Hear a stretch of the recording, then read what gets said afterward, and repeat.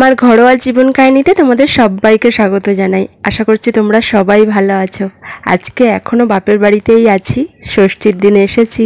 এখনও পর্যন্ত আমি বাপের বাড়িতেই দিন কাটাচ্ছি। আর আজকে গাছের কচি এঁচড় পাড়া হয়েছে, এখনও পর্যন্ত এঁচড় কিন্তু কচি আছে গাছে। মা কাটতে বসে গেছে। এঁচড় দিয়ে চিংড়ি মাছ দিয়ে তরকারি হবে।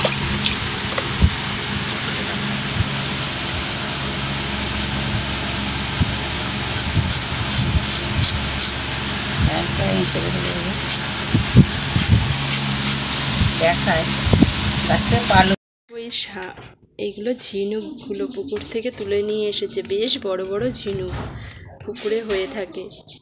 এই ঝিনুক খেতে কিন্তু ভীষণ টেস্টি, আমরা তো খুব ভালো খাই। আর এইদিকে কাঁঠালের দানাগুলো দিয়ে তরকারি হবে বলে রোদ্দুরে দেওয়া হয়েছে, কিন্তু বৃষ্টিতে সব ভিজে গেছে। ঝিনুকের ঝাল হলে তো আর কথাই নেই, খাওয়া হয়ে যাবে। কত নিয়ে এসেছে মা, দেখো বড় বড় হয়। হ্যাঁ পুকুরে, হ্যাঁ এর থেকে বড় ভালোই এনেছে তোর বাবা ভাইপো, ভালোই হয়েছে। একটা দিন ঝাল করে একদম। আমার ভাইপো আর বোনপো মিলে পুকুরে স্নান করতে গিয়ে ঝিনুকগুলো তুলে নিয়ে এসেছে। ওরা ঝিনুক ভাজা খেতে ভীষণ ভালোবাসে, তাই মা আবার রান্না করবে। এদিকে দেখি হনুমানগুলো তাণ্ডব শুরু করে দিয়েছে। দলে দলে হনুমান চলে এসেছে, ছাদ থেকে লাফালাফি করছে নিচের দিকে। আমি আবার মোবাইলটা নিয়ে বাইরে বেরোলাম তোমাদেরকে দেখানোর জন্য। আর এখানে এত গাছপালার জন্য প্রায় প্রতিদিনই হনুমানের দল আসে। আর হনুমানগুলোকে দেখলে খুব একটা ভয় লাগে না। আমি যেহেতু সচরাচর খুব একটা দেখি না আমার শ্বশুরবাড়িতে, তাই একটু একটু ভয় লাগে, ওই জন্য সামনাসামনি যেতে সাহস পাচ্ছি না। কিন্তু এরা কিছুই করে না, এরা কিন্তু শুধুই গাছের পাতা খেয়ে বা কোনো ফলমূল খেয়ে চলে যায় আবার। আর কলা গাছগুলোই এখন কলার কাঁদি ধরেছে, ওরা শুধু ওই দিকেই এখন লক্ষ্য করে বসে আছে, কারণ কলা পাকা খেতে তো এরা ভীষণ ভালোবাসে। এদিকে দেখো না, লাইন দিয়ে সব বসে আছে। আর ওইদিকে দেখি আমার মা রান্না করবে বলে ঝিনুকগুলো কাটতে বসেছে, চলো দেখি। হ্যাঁ ঝিনুক কাটছে, বেশ বড় বড় বলো। হ্যাঁ কি না এমন না, হ্যাঁ ঝিনুকগুলো বেশ বড় বড় আছে, নিজেদের পুকুরের। হ্যাঁ এই ঝিনুক খেতে আমরা সবাই ভালোবাসি। ঝিনুকের ঝাল এত সুন্দর লাগে খেতে। আর সাইজটা দেখো একবার এটার,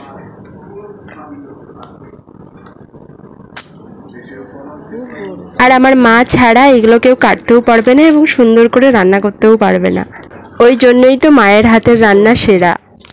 সন্ধ্যাবেলা একেবারে তোমাদের সামনে চলে এলাম। আর আমাদের পাড়াতে শীতলা মায়ের গান হচ্ছে, সেটা দেখো, ভালোই লাগবে। শীতলা মায়ের পুজো হয়েছে পাড়ায়, আমরা তো খুব আনন্দ করলাম।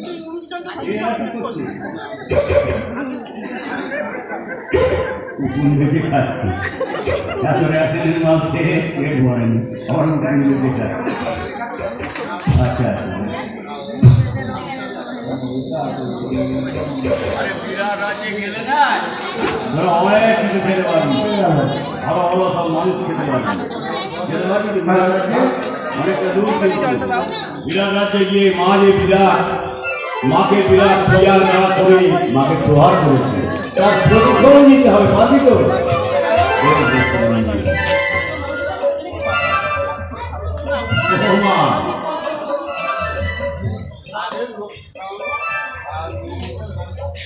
শাকচুনিটা আবার একটা বাচ্চা করে বলে নিয়ে শাকচুনিটার নাম কি গো মা?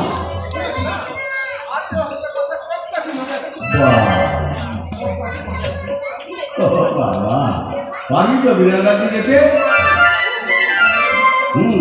এই বাচ্চা কাচ্চা নিয়ে যেতে পারি? ঠিক আছে, বিরাটের সব ধ্বংস করে দিতে হবে, নিয়ে যাবো।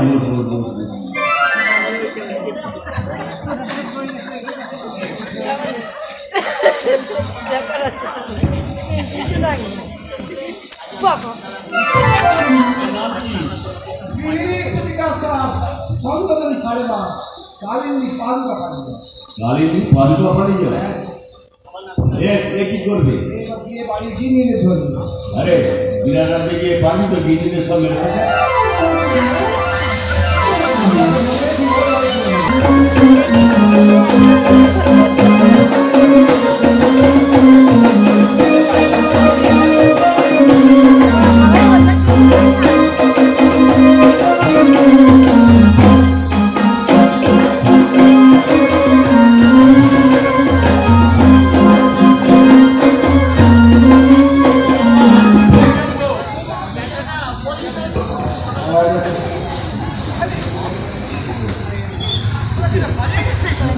পালিয়ে যাবে না।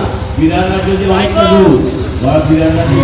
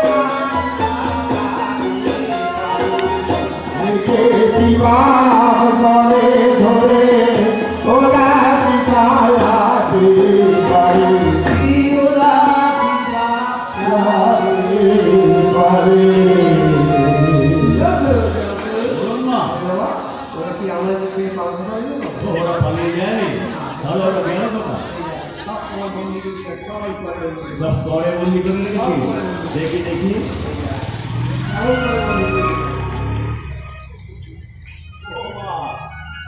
এসব গোল করে কি করেছেন?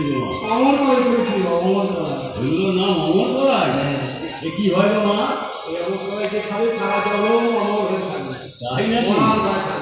বেশ, তাহলে সবার আগে আমি অমর হই। কেন অমর করাই না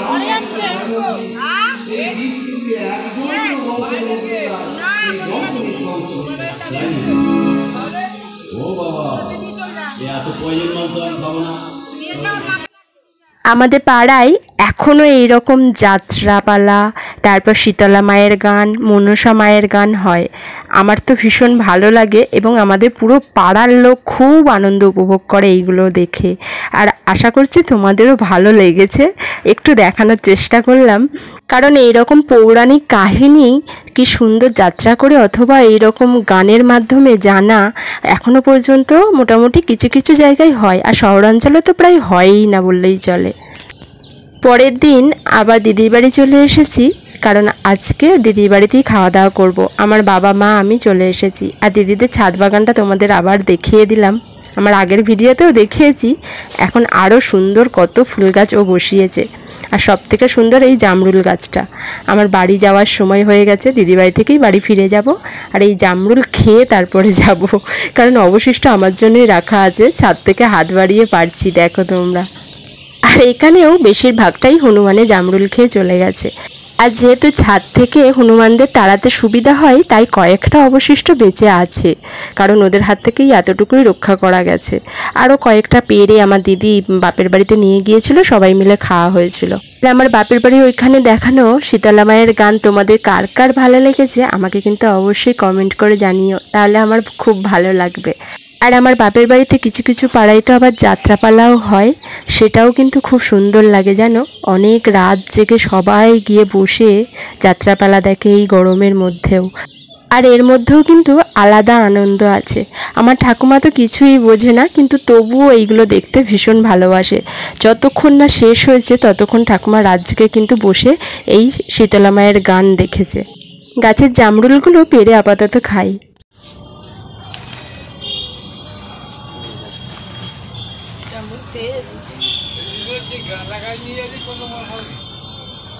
নিচে বসিয়েছি,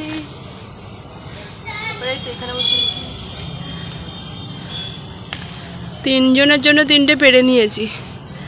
মায়ের আমার দিদির, বাবা তো খেতে পারে না। এই নে।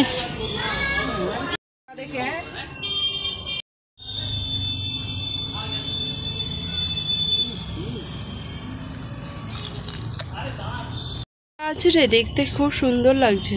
ফুল হয় কি সুন্দর, এতে ফুলও হয়? এই যে এই ফুলগুলো হয়েছে, এগুলো ডেলি ডেলি এই কালারের ফুল হয়, ডেলি হবে। তুই জানিস না কি গাছ? হ্যাঁ, এটা শুনেছিলাম রে অনলাইনে কি গাছ, নামটা ভুলে গেছি। ফুল হয়ে আছে, শুকিয়ে গেছে। প্রতিদিন এরকম ফুল পার্পেল কালারের ফুল হচ্ছে। কোনো ফুল কালার সকালবেলা, কালকে সকালবেলা দেখবি ফুল ফুটে থাকবে, প্রতিদিন হয়। পাতাগুলো কি সুন্দর বাহারি ডিজাইন, ভালো লাগছে। একটা গাছ থেকে এরকম হয়ে যাচ্ছে 32 গাছ। অ্যালোভেরা, এগুলো আমরা পয়সা ফুল বলি, বল? নয়নতারা। নয়নতারা। তুইও দানা ফেলে খেতে দিস, কেটে দিলাম ঠাকুর হবে। আজকে দিদির বাড়ি খাওয়া দাওয়া হবে দিদির হাতের মাংসের ঝোল। আর দিদি মাংসটা ভীষণ সুন্দর করে রান্না করে। আমার বোনপো দুটো মাংস খেতে ভালোবাসে। আর তার সাথে হবে উচ্ছে দিয়ে, আলু দিয়ে, বেগুন দিয়ে তরকারি, বড়ি দিয়ে। এইদিকে কেটে রাখাও আছে। আর বেগুন হচ্ছে দিদির গাছের ছোট ছোট সাদা সাদা বেগুন। আর উচ্ছে, আলু, বেগুন, বড়ি দিয়ে তরকারি কিন্তু বেশ সুন্দর লাগে। এক সপ্তাহ ধরে বেশ ভালোই কাটলো আমার দিনগুলো। বাপের বাড়ি এবং দিদির বাড়ি মিলিয়ে বেশ জমে উঠেছিল, কিন্তু আবার শ্বশুরবাড়ি যাওয়ার সময় চলে এসেছে। আর বাপের বাড়ি এসেছি, হাটে যাব না সেটা তো হতে পারে না। শুক্রবারে দিদি আর আমি হাটে গিয়েছিলাম এবং সামনে তোমাদের কাছে হাটের ভিডিও আসতে চলেছে। আশা করছি তোমরা স্কিপ করবে না। আমার দিদিদের জমিতে ওলকচু গাছ হয়েছিল, সেই ওলকচু গাছ নিয়ে এসেছে, রান্না হবে। আর তার সাথে নারকেল কোড়া আছে, নারকেল দিয়ে হবে। আর এর ভীষণ টেস্ট জানো। অনেকে বলে পাতাগুলোও খায়, আমরা কিন্তু পাতাগুলো খাই না, এই ডাঁটিটাই শুধু ছাল ছাড়িয়ে নেওয়া হবে। আজকের মতো ভিডিওটা তাহলে আমি এখানেই রাখছি। আবার চলে আসবো অন্য আর একটা ভিডিও নিয়ে। ততক্ষণে তোমরা ভালো থেকো, সুস্থ থেকো, সাবধানে থেকো আর আমার পাশে থেকো।